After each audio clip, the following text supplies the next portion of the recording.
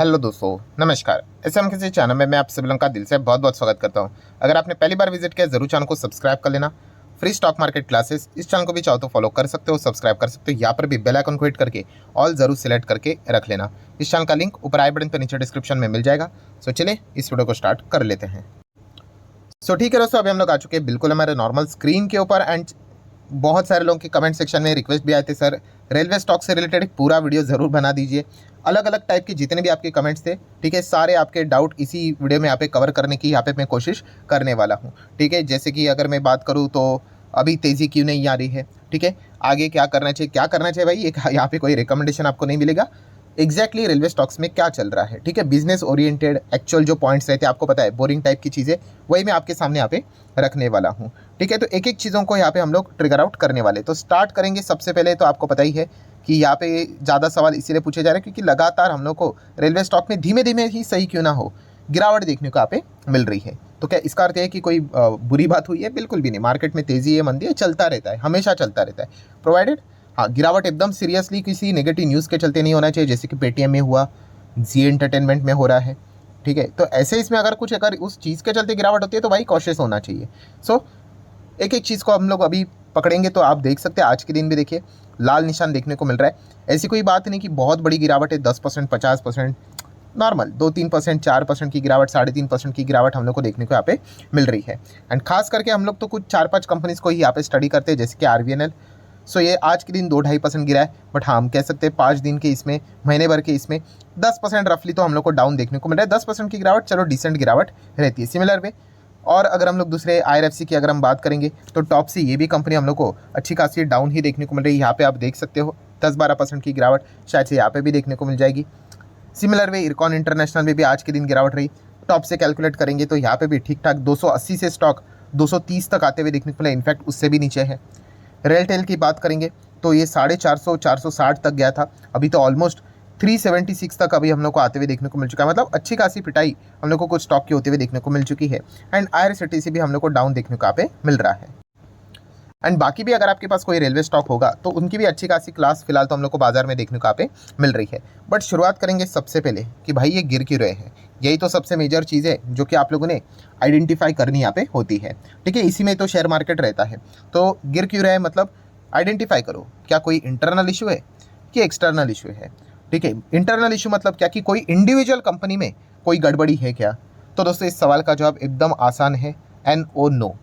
मतलब आपको डरने की ज़रूरत नहीं। अभी एक्सटर्नल इशू मतलब क्या कि पूरे सेक्टर में ही तेज़ी चल रही या फिर पूरे सेक्टर में ही मंदी चल रही। हाँ, तो हम ज़रूर यहाँ पे कह सकते हैं कि एक्सटर्नल चीज़ों के चलते ही गिरावट होती हुई देखने को मिली। अभी एक्सटर्नल चीज़ भी कौन सी है? क्या कोई बड़ी खबर आ गई है, कोई बहुत बड़ा यू टर्न हुआ है, कोई पहले कॉन्ट्रैक्ट दिया था अभी विड्रॉ कर लिया? तो ऐसा भी कुछ भी नहीं है। It just a normal correction. ठीक है, स्टॉक मार्केट में जैसे अभी मैंने बोला ना तेज़ी है, तो आपको भी पता है लाल चार्ट भी बनता है कि नहीं, कि लाल चार्ट होता ही नहीं है, सिर्फ हरा चार्ट पैटर्न कैंडल स्टिक ही रहता है। आपको भी पता है लाल रहता है। तो वही हम लोग को देखने को मिल रहा है। तो एकदम एब्सोल्युटली नॉर्मल चीज़ हम लोग को बाजार में रेलवे स्टॉक्स में होती हुई देखने को यहाँ पे मिल रही है। नेक्स्ट अगर हम लोग यहाँ पे बात करेंगे दोस्तों किस चीज़ के चलते, कि सबसे बड़ा प्रॉब्लम क्या है, मतलब लोगों को दिक्कतें कहाँ पे हो रही है और किन को दिक्कत हो रही है। ठीक है, अभी क्या मेरे पास रेलवे स्टॉक नहीं है? मेरे पास भी है। क्या मुझे कोई परेशानी है? बिल्कुल भी नहीं, फ़र्क ही नहीं पड़ रहा है। क्यों? हाँ, सबसे मेजर चीज़ इसी बात के ऊपर अभी हम आने वाले, short term versus long term.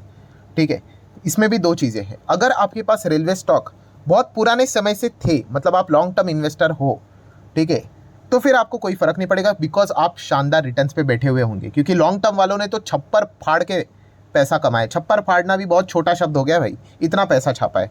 हाँ, बट जो शॉर्ट टर्म वाले जिन्होंने अभी अभी खरीदा, क्यों खरीदा होगा? फेवरेट टॉपिक भाई, तेज़ी देखकर। सो उनको सबसे ज़्यादा दिक्कत हो रही। या फिर जैसे कि अभी मैंने कहा कि अगर कोई खरीद भी रहा है, अभी अभी रिसेंटली खरीद रहा है, तो लॉन्ग टर्म का जिसका नज़रिया है उसको तकलीफ नहीं होगी। अगर कोई कहेगा कि चलो सर मैं तो 2030 तक होल्ड करूंगा, तो ठीक है ना, उसको क्या फ़र्क पड़ता है। 2030 की बात करें भाई, 24 चल रहा है, 25, 26, 27 भी नहीं, 28 भी नहीं, तो आराम से वो होल्ड करेगा। हाँ, बट जो कोई आता है शॉर्ट टर्म वाला कि 1 महीने में, 3 महीने में तेज़ी देखने को मिल रही है, वो तेज़ी कंटिन्यू रहेगी, तो उनको तो प्रॉब्लम होगी। तो याद रखना दोस्तों, जब भी आप इन्वेस्टमेंट में जाओगे शॉर्ट टर्म में, तो हमेशा दिमाग ख़राब होगा ही होगा। क्योंकि शॉर्ट टर्म की चीज़ें कंट्रोल लॉन्ग टर्म की भी नहीं होती है, बट एक लॉन्ग टर्म में व्यू रहता है भाई कि जेन्युइनली बिजनेस अच्छा है तो भाई आपको जस्टिस मिलेगा इन्वेस्टमेंट को। शॉर्ट टर्म में कोई गारंटी नहीं। फुल जोन सर्कस चलती रहती है। हाँ, कभी कभी शॉर्ट टर्म के लिए एकदम तुक्केबाजी कभी सही भी चली जाती है, बट वो टिकता नहीं है। एक आध बार जाएगा, मतलब बोलते हैं ना छक्का विक्का लग जाता है, बार बार नहीं होगा, आउट ही हो जाओगे। सो सबसे बड़ा प्रॉब्लम जो है मैंने आपको ऑलरेडी बता दिया, कौन सा, कि आपने अभी अभी इन्वेस्ट किया होगा, क्योंकि लॉन्ग टर्म वालों को फर्क नहीं पड़ता। चलो मैं आपको प्रूफ दिखाता हूँ। अभी मैंने 5 स्टॉक आपके सामने रखना, आप देख रहे हो यहाँ पे 5 साल का डेटा मैं ओपन कर लेता हूँ। ठीक है, 5 साल का डेटा मैंने ओपन किया, थोड़ा सा मैं इसको रिफ्रेश कर लेता हूँ, मतलब ठीक ठाक आपको नज़र यहाँ पे आ जाएगा। थोड़ा और नीचे नहीं, वापस थोड़ा, हाँ 1 सेकेंड, 5 साल मैंने वापस सिलेक्ट कर लिया। 1 सेकेंड, ये थोड़ा स्लो चलता है। हाँ, अभी नीचे कर लेता हूँ, अभी ठीक है। अभी आप देख रहे हो 5 साल का डेटा। ठीक है, टॉपिक पे ध्यान देना, क्या नज़र आ रहा है। आरवीएनएल भाई 1200%, IRFC 500, इरकॉन ऑलमोस्ट 500, रेलटेल 200। ठीक है, व्हाट अबाउट IRCTC ऑलमोस्ट 500। तो लॉन्ग टर्म वाले 5 साल किसने होल्ड, मतलब एक जनरल बात बोल रहा हूँ, 4 साल 3 साल 5 साल होल्ड किया है, किसी को दिक्कत होगी क्या? कोई दिक्कत में नहीं है, बस शांत से बैठे हुए हैं। देन चलो 1 साल वाले भी देख लेते हैं कि जिन्होंने 1 साल अभी अभी यहाँ पे निवेश करके बैठे हुए हैं। तो चलिए, ये भी डेटा रिफ्रेश हो गया, तो क्या उनको तकलीफ हो रही है? नहीं, हरा निशानी नज़र आ रहा है और बहुत ही तगड़ा है। 300, 400, 350, लगभग 200, सवा 200 एंड अगेन 50% IRCTC की बात करें तो। चलो थोड़ा सा और पीछे आ जाते हैं, 6 महीने की बात करते हैं। 6 महीने वाले कोई परेशान है क्या? अरे 6 महीने वाले भी परेशान नहीं है। किसी का डबल हुआ है, किसी का ट्रिपल हुआ है, किसी का डबल हुआ है, वापस डबल हुआ है, और IRCTC 41 है। मतलब क्या है, 5 साल वाले, 4 साल वाले, 3 साल वाले, 2 साल वाले, साल भर वाले, 6 महीने वाले भी तकलीफ में नहीं है। आप डेफिनेटली 6 महीने के अंदर, मतलब आपने 1 महीना भी ढंग से निवेश करके नहीं रखा होगा, या फिर 1 डेढ़ 2 महीना ही यहाँ पे हुआ है। 1 महीने वाले अगर मैं क्लिक करूँगा इसके ऊपर, ये देखिए फिर आपको लाल निशान नज़र आ रहा है, और इस चीज़ के चलते परेशानी हो रही है। और यही कड़वी बात है, आपने अभी अभी यहाँ पे निवेश यहाँ पे किया, और वापस में कह रहा हूँ, आपका जो मैक्सिमम लोगों का इन्वेस्टमेंट होता है वो एक ही चीज़ के चलता होता है, वो है FOMO, FOMO, fear of missing out. मतलब स्टॉक भाग रहा है, 100 का 200 हो गया, 400 हो गया, 500 हो गया, 1000 हो गया, अभी 1000 का 2000 नहीं हो जाए तो चलो मैं भी खरीद लेता हूँ या खरीद लेती हूँ, दैट्स इट। इसका जो शिकार हो जाता है दोस्तों, वो हमेशा परेशान रहता है, वो रोज़ एंजाइटी में रहेगा, भाई क्या चल रहा है, ये तो 5% नीचे आ गया, 10% नीचे आ गया।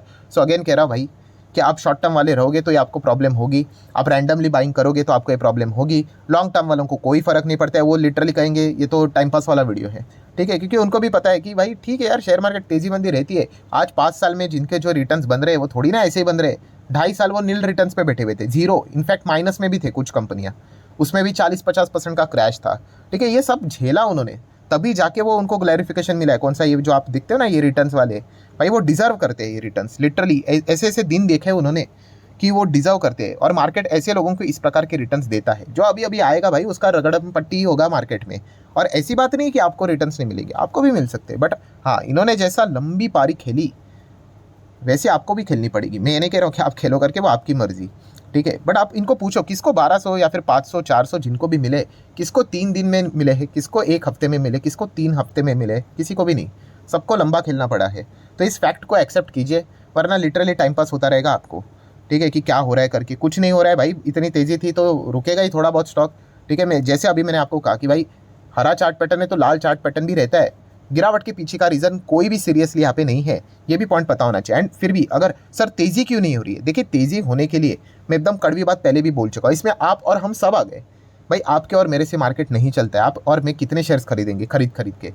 बड़े प्लेयर जब शेयर खरीदते हैं तब जाके, बड़े प्लेयर्स मतलब भी क्या होते हैं भाई, उनके पास भी पब्लिक का ही पैसा होता है। म्यूचुअल फंड के पास भी किसका पैसा है, पब्लिक का ही है, हाँ, बट उनके पास एक साथ पैसा है। ठीक है, 5,000 करोड़, 10,000, फिर वहाँ पे जो फंड मैनेजर जब भी कोई खरीदारी करता है तो फिर वो स्टॉक में कैसे एकदम बड़ा चार्ट पैटर्न बनता है। ठीक है, या फिर वो बेचता है तो बड़ा चार्ट पैटर्न ऐसा नीचे आता है। मतलब क्या है दोस्तों, कि मार्केट में कोई ट्रिगर पॉइंट चाहिए। ठीक है, ट्रिगर पॉइंट किसके लिए चाहिए, बड़े प्लेयर्स के लिए। आप और हम कल जाकर, मान लीजिए आपने कल शेयर्स कुछ खरीद लिया, मैंने खरीद लिए, चार्ट पैटर्न पर नज़र भी नहीं आएगा। बट हाँ, जब बड़े प्लेयर जब खरीदते हैं तब होता है, और उनके लिए ट्रिगर पॉइंट चाहिए। जैसे कि अभी बजट हुआ तो बजट में ये हो सकता है, वो हो सकता है, ट्रिगर पॉइंट मिला, अरे इतना बड़ा ऑर्डर आ सकता है भाई, 25% ग्रोथ हो सकती है, होगा नहीं होगा वी डोंट नो, वो तो बात की बात है। तो खरीद लिया तो स्टॉक्स क्या हो गए, रॉकेट बन गए। ठीक है, इलेक्शन का टाइम है, कौन आएगी सरकार, नहीं आएगी, अच्छा आ रहे नहीं आ रहे, मेजोरिटी के साथ आ रहे नहीं आ रहे, ट्रिगर पॉइंट है, इधर तेजी या फिर मंदी। क्वार्टरली रिजल्ट थे, अच्छे आएंगे नहीं आए, हो गई गिरावट। तो ये कुछ ट्रिगर पॉइंट्स जब तक बाजार को यहाँ पे नहीं मिलते हैं तब तक वे इस प्रकार की चीज़ें देखने को मिलेगी। एंड यहाँ पे जैसे कि आपको पता है इतना अच्छा रिटर्न्स बना है, तो ऑब्वियसली प्रॉफिट बुकिंग के लिए ही ज़्यादा वजह हम लोग को मार्केट में अवेलेबल रहती हुई देखने को यहाँ पे मिल जाती है। और खास करके गिरावट के लिए रीज़न बहुत सिंपल रहता है, कुछ भी नहीं हुआ तो गिरावट होती है, ऐसा है। बट तेज़ी के लिए कोई तो सॉलिड रीज़न चाहिए। तो ये पॉइंट हम लोग को अभी फिलहाल क्या है बाजार में मिसिंग देखने को यहाँ पे मिल रहे हैं, क्योंकि हर वक्त बाजार में कुछ नहीं होता ना। जैसे अभी मैंने कहा कि 1 फेब हो गया, मतलब बजट हम लोग को होते हुए देखने को मिला, ठीक है। देन उसके बाद क्वार्टर के रिजल्ट हो गया। अभी नेक्स्ट पॉइंट कौन सा है, अभी इलेक्शन का ही पॉइंट है, ये सबसे इंपॉर्टेंट है। वैसे भी इलेक्शन से पहले भी हम लोग को नंबर्स एक और बार देखने को मिल जाएंगे, माइट भी Q4 के नंबर देखने को मिल जाएंगे, तो उस वक्त और रिएक्शन के लिए कोई तो ट्रिगर पॉइंट मिल जाएगा। तो ये चीज़ें चलती रहती है। मैं अगेन कह रहा हूँ, आपका एक ही सबसे सबसे मेजर प्रॉब्लम यही है। अगर आपने इसको समझ लिया तो ये रेलवे स्टॉक्स की बात नहीं है, डिफेंस स्टॉक की बात नहीं है, सरकारी कंपनी की बात नहीं, हर किसी कंपनी की बात है। कौन सी, कि हाँ आपने अभी अभी निवेश यहाँ पे किया होगा, और निवेश के पीछे का रीज़न, जैसे मैं हमेशा कहता हूँ, आपका स्टेप 1 गलत है तो आपका आगे का सारा गणित ही गलत हो जाएगा, ठीक है। स्टेप 1 क्या है कि भाई आपने क्यों खरीदा है। अगर आप ये कह रहे हो कि दुनिया खरीद रही थी इसलिए मैंने भी खरीदा, टीवी चैनल के ऊपर उसकी बातचीत हो रही थी, यूट्यूब के ऊपर बातचीत हो रही थी, हर कोई इसी की बातचीत कर रही थी इसलिए मैंने खरीदा, सॉरी आप गलत गाड़ी में बैठ चुका है। आप नहीं चलेगा 6 महीने, आप बेच दोगे, बोलोगे कि ये बकवास है। तो बकवास कुछ नहीं भाई, आपको बिजनेस समझकर निवेश करके होल्ड करना पड़ता है, उसका पोटेंशियल, उसकी काबिलियत जाननी होती है, तब जाके वो बड़ा प्लेयर बनेगा, ठीक है। सो ओवरऑल फाइनल कंक्लूजन भी दोस्तों यही है कि रेलवे स्टॉक्स की अगर हम लोग बात करें, ठीक है, काफ़ी अच्छे रिटर्न्स दे चुके हैं। जिन्होंने लॉन्ग टर्म में निवेश करके रखा था, 6 महीने वाले भी प्रॉफिट में है भाई, 6 महीने, 4-5 महीने वाले भी प्रॉफिट में, सिर्फ 1 महीने के अभी अभी जिन्होंने निवेश किया है वही परेशान है, ठीक है। तो ये पहले पॉइंट हम लोगों को यहाँ पे समझना है। सेकंड बात करें, अभी इंपॉर्टेंट ट्रिगर पॉइंट आने वाले नेक्स्ट क्वार्टर के नंबर रहेंगे, ठीक है, एंड उसके बाद इलेक्शन का टाइम, क्योंकि ये सरकारी कंपनी है तो उन्हीं में ही हम लोग को ज़्यादा रिएक्शन उसी चीज़ के चलते देखने को यहाँ पे मिल जाएगा। एंड ऊपर लेकर जाने के लिए कोई ना कोई खबर यहाँ पे सामने आनी चाहिए ऑर्डर वाली, वो तो पहले हम डिटरमाइन नहीं कर सकते। अभी बजट जैसी चीज़ें में एक प्रेडिक्शन मारा जाता है कि ऐसा कुछ हो सकता है, वैसा कुछ हो सकता है करके, बाकी ऐसे कोई इवेंट फिलहाल तो देखने को यहाँ पे नहीं मिल रहे। तो इसी चीज़ के चलते रोज़ रोज़ तेज़ी यहाँ पे होगी नहीं करके, और रोज़ रोज़ तेज़ी होगी इसलिए अगर आपने खरीदा होगा तो रोज़ रोज़ तेज़ी नज़र नहीं आ रही है तो फिर आप एग्जिट करने का ही विचार करोगे। तो यही सबसे बड़ा प्रॉब्लम हम लोग को देखने को यहाँ पे मिल जाता है। एंड इसी चीज़ के चलते लोग वही दिक्कत बार बार रिपीट चीज़ें करते रहते हैं। IRFC का भी स्टॉक एक बार 90 पे जाने के बाद इतना टाइम उसने खाया ना 90 पे, कि आप मतलब सोच नहीं सकते। आप जाकर चेक कर लेना, चार्ट पैटर्न आपको समझ में आ जाएगा, ठीक है। लोगों ने वही गलती दोबारा कर ली, ठीक है, और बेच दिया, कितने का नुकसान हो गया देख लो। तो ये चीज़ें होनी नहीं चाहिए, रैंडमाइजेशन, ठीक है। तो अभी जितना हो सके मैंने मेरे साइड से आप लोगों को यहाँ पे एक्सप्लेन करके बताया, और ये प्रैक्टिकल चीज़ें हैं, कोई फैंसी चीज़ें नहीं भाई, होल्ड करो या फिर बेचो करो करके, उससे कुछ होना जाना नहीं है। आपके जब तक स्टेप 1 नींव आपकी क्लियर नहीं होगी, बेसिक्स आपके क्लियर नहीं होगे, ठीक है, खरीदा हुआ शेयर आपको आज नहीं तो कल आप निकाल ही दोगे, ठीक है। तो उस हिसाब से आपने सारी चीज़ों को स्टडी करना चाहिए। सो आशा करता हूँ वीडियो हेल्पफुल लगा होगा, चाहो तो लाइक एंड शेयर कर सकते हो। मिलते हैं नेक्स्ट वीडियो में, तब तक के लिए बाय बाय।